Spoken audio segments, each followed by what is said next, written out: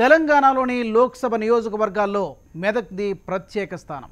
ఈ నియోజకవర్గంలో 7 అసెంబ్లీ సీట్లు ఉండేవి. కానీ 2007లో నియోజకవర్గాల పునర్వ్యవస్థీకరణతో గతంలో సిద్దిపేట లోక్సభ పరిధిలోని అసెంబ్లీ నియోజకవర్గాలు కలిశాయి. గతంలో మాజీ ప్రధాని ఇందిరాగాంధీ, మల్లికార్జున్, బాగారెడ్డి వంటి ఉద్దండులు ఇక్కడి నుంచి గెలుపొందారు. అంతటి ఘన చరిత్ర ఉన్న మెదక్ ఇప్పుడేమంటోంది? గులాబీ బాస్ కేసీఆర్ సొంత కిల్లా ఏం చెబుతోంది?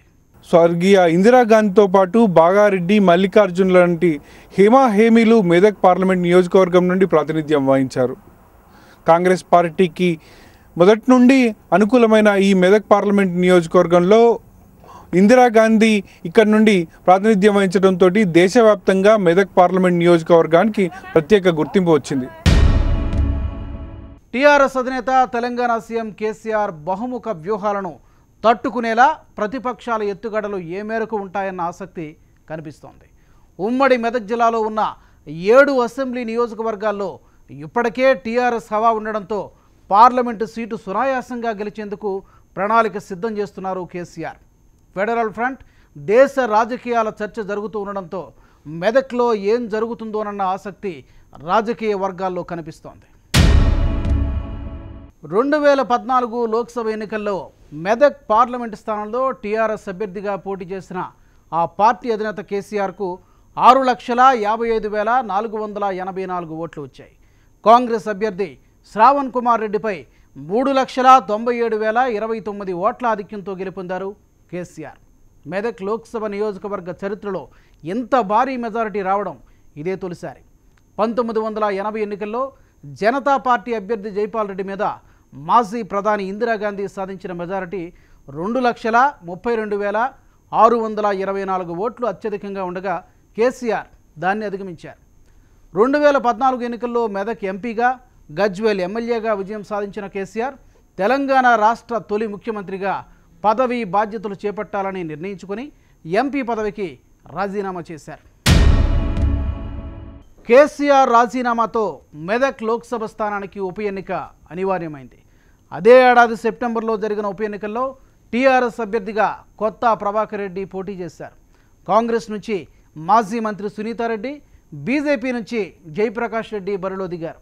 సార్వత్రిక ఎన్నికల మాదిరిగానే ఉప ఎన్నికల్లోనూ నియోజకవర్గ ఓటర్లు కారుకే పట్టం కట్టారు. ఆ ఎన్నికల్లో టీఆర్ఎస్ అభ్యర్థి కొత్త ప్రభాకర్ రెడ్డి మెదక్ ఎంపీగా విజయం సాధించారు. ఇక్కడ ఇప్పుడిప్పుడు కాంగ్రెస్ పరిస్థితి గందరగోళంగా ఉంది. ఇటీవలి అసెంబ్లీ, పంచాయతీ ఎన్నికల్లో ఘోర పరాజయం చవిచూసిన కాంగ్రెస్ పార్లమెంటు ఎన్నికల్లో ఏ మేరకు ప్రభావం చూపించగలదన్న అభిప్రాయం హస్తం పార్టీలోనే వ్యక్తమవుతోంది. ఈసారి పోటీ అటు కాంగ్రెస్ పార్టీకి, బీజేపీకి మధ్యలో ఉంటుంది, నరేంద్ర మోడీకి, రాహుల్ గాంధీకి మధ్యలో ఉంటుంది. కాబట్టి ప్రాంతీయ పార్టీ అయిన టీఆర్ఎస్ పార్టీని ఈ పార్లమెంట్ నియోజకవర్గంలో పార్లమెంట్ ఎన్నికల్లో ప్రజలు పరిగణలోకి తీసుకోవాలని కాంగ్రెస్ పార్టీ నాయకులు నమ్ముతున్నారు. ఏదైతే ఇందిరాగాంధీ ప్రాతినిధ్యం వహించడం, గతంలో ఉన్న కాంగ్రెస్ ప్రాతినిధ్యమే ఎక్కువగా ఉంది కాబట్టి ఖచ్చితంగా కాంగ్రెస్ పార్టీకి ఈసారి సానుభూతి ఉంటుంది. మెదక్ పార్లమెంటు నియోజకవర్గాల్లో మాకు ఖచ్చితంగా బల ప్రదర్శన చేస్తామని కాంగ్రెస్ నాయకులు ధీమా వ్యక్తం చేస్తున్నప్పటికీ టీఆర్ఎస్ పార్టీ మాత్రం స్పష్టంగా చాలా బలంగా ఉందని చెప్పొచ్చు. వాస్తవానికి అసెంబ్లీ రద్దు తర్వాత ఉమ్మడి జిల్లా వ్యాప్తంగా ఉత్సాహంగా కనిపించిన కాంగ్రెస్ నేతలు ఖచ్చితంగా సగానికి సగం గెలుస్తామన్న అంచనాలతో రంగంలోకి దిగారు. రాను రాను పరిస్థితి టీఆర్ఎస్కు అనుకూలంగా మారుతున్న వారి ఆశలు మాత్రం చావలేదు. చివరకు ఘోర పరాభవాన్ని మూటగట్టుకున్నారు. సంగారెడ్డి మినహా అన్ని చోట్ల ఘోరంగా ఓడిపోయారు. దారుణ పరాభవాన్ని చవిచూశారు. గట్టి పోటీ ఉందని ఆ పార్టీ వర్గాలు భావించిన ఆందోళ్, జహీరాబాద్, పటాన్ చెరు, నర్సాపూర్లో కూడా భారీ తేడాతోనూ ఓడిపోయారు.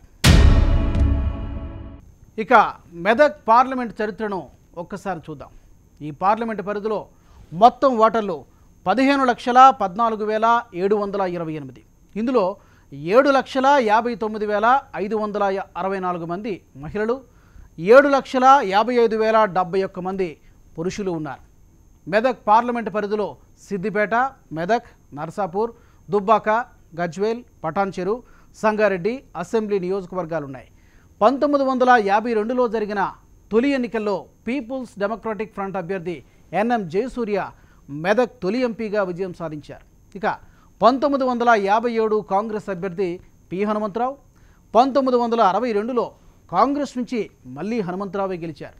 ఇక 1967లో కాంగ్రెస్ అభ్యర్థి సంగం లక్ష్మీబాయి, 1971లో తెలంగాణ ప్రజాసమితి నుంచి మల్లికార్జున్, 1977లో కాంగ్రెస్ నుంచి మల్లికార్జున్, ఇక 1980లో మాజీ ప్రధాని ఇందిరాగాంధీ, 1984లో టీడీపీ అభ్యర్థి పి మాణిక్రెడ్డి, 1989, 91, 96, 98 ఎన్నికల్లో కాంగ్రెస్ నుంచి బాగారెడ్డి వరుసగా విజయం సాధించారు.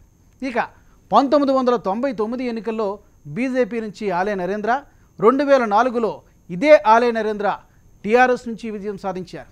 2009 ఎన్నికల్లో టీఆర్ఎస్ నుంచి విజయశాంతి, 2014లో టీఆర్ఎస్ నుంచి కేసీఆర్, 2014 ఉప ఎన్నికల్లో టీఆర్ఎస్ అభ్యర్థి కొత్త ప్రభాకర్ రెడ్డి విజయం సాధిస్తూ వస్తున్నారు.